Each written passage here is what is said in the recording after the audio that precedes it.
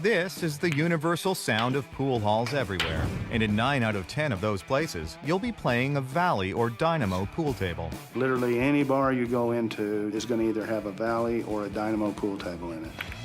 The coin-operated pool table was invented by Valley, and they're still rolling the game forward today. We've always been the ones to come out with a new innovation that everyone else will copy. Virtually indestructible, these tough tables can take more than a few spilled beers and broken cues. I've seen tables from the late 60s that are still played every day.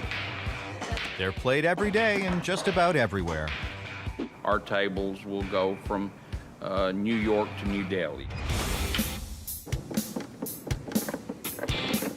Pool is an evolution of the game of billiards, which was born in France in the 15th century. Since then, the game has garnered a few famous fans. Whether for competition or sport, the game has stood the test of time. The table itself is just an instrument that's being used in a competition between two people. The Valley Panther table comes in 3 regulation sizes. What makes a pool table a regulation size table is it must be twice as long as it is wide. Plywood is the main ingredient. These guys go through A lot of wood. the wood is sent through CNC machines. The exterior panels are laminated under a cold press at 60 to 80 psi. Once all those components are done, they go to our assembly line.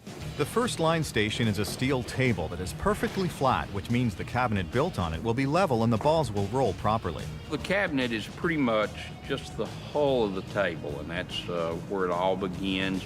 The table is built upside down. The round corners are screwed into the end walls, and then the side walls are slid in. Then he inserts the bottom and he nails the bottom to previously assembled cleats. The cabinet gets turned right side up before it goes to the second station, where its sub-assembly is made. The first part of the internal assembly is the cash box. Sold in 40 different countries, the cash box is adapted to the different currencies. At the back end of the coin slot is a mechanism called the push-shoot end. Push-shoot end has on it a hardened steel roll pin. The pin pushes against a hinge bar, which drops the balls to the ball return. Just imagine 15 billiard balls. It's that long. The cue ball has to be separated so that if it's scratched during play, it's returned to the players.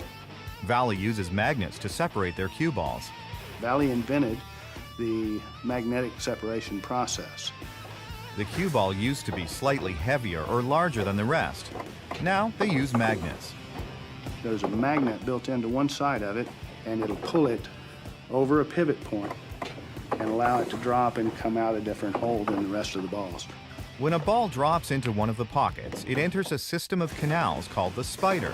A slight variance, this spider only has 6 legs, one for each pocket. So the balls come in through the spider. They get to the turn ramp, they make a 90-degree turn, then they make a 45-degree turn into the separator, another 45-degree turn into the ball trap. The spider was invented by Valley in the 80s, and it comes to them from an injection molding press in Indiana. Before the spider, we would literally build wooden ramps coming from each hole to a center ramp. Nothing gets stuck in a spider. If chalk or something bigger falls into the pockets, the balls will push it along until it falls down slots in the spider. Once the spider is in, the table is now ready for the top frame.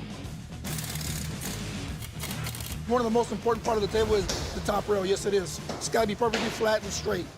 Once the top rail is flat, it's glued and clamped to the table and tested for levelness again. If there's a gap in between it, what we're going to do, we're going to actually use the clamps to level the table out to make sure it's flat. Once the clamps are adjusted to have a perfectly flat frame, It's good. Perfect. we screw the frame on. Next, gully boots are added to form a transition between the pocket and the spider. And pocket liners are put in to absorb the impact of the balls. With the bottom of the pool table finished, it's time to tackle the top. This hunk of rock looks like it's straight out of the Flintstones. In reality, this slab of slate from Brazil is the tabletop. The best material for billiards by far is real slate. That piece of rock is pretty hard to beat. Slate gives the weight needed to hold down the table and provides a great playing surface. We check every slate before we put it in the pool table to make sure it's within 20 thousandths of an inch of perfect flatness. 20 thousandths of an inch is the width of 5 $1 bills. The rock also has to have a consistent thickness. For this table, it's 3/4 of an inch.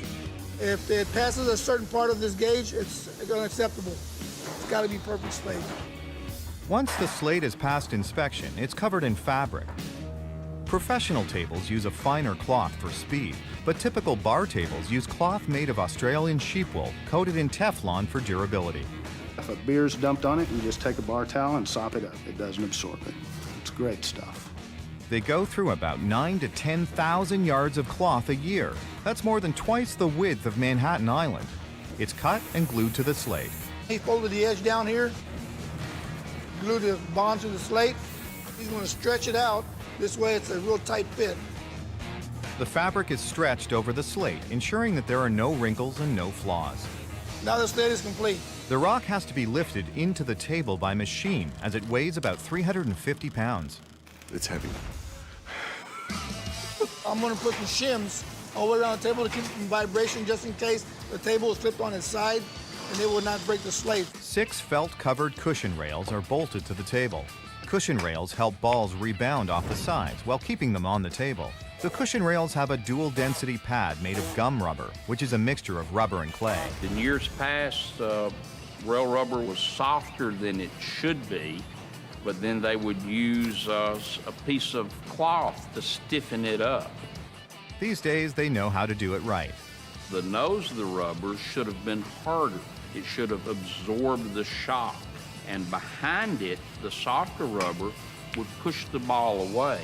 Even the angles of the cushion rails are important. What happens if it was too low, it may cause the ball to bounce and react and bounce, or if it's too high, the ball would actually stop. Among Valley's many patents is the flush mount corner casting. Before, corner castings would sit up from the top rail. Now, the pockets are flush all the way around. For years, players would complain that when they had to take a shot over the corner of the table, they had to jack their cue up a little bit. It also prevents expensive pool cues from getting nicked and scratched. It's improvements like new corner castings that keep Valley and Dynamo at the top of their game. We've always been the ones to come out with a new innovation that everyone else will copy. Pool tables have been manufactured in the United States for over 200 years. Valley didn't get in the game until much more recently. No one had ever manufactured a coin-operated version until Valley did it in about 1950. In 1999, Valley merged with another pool table manufacturer called Dynamo. Now, Valley and Dynamo tables can be found in pubs, pool halls, and of course, at competitions around the world. A lot of them will go and buy our home version of the same exact table so that they can practice on the same thing that they compete on. They make about 15 tables a day. Before this one's ready to go, it needs some finishing touches.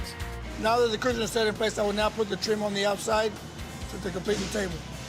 The rail trim is made of aluminum. Valley moved the placement of the screws that hold it on so that players don't catch their clothing on the screw heads. Now we will move to the next station, and that's where they do their final inspection.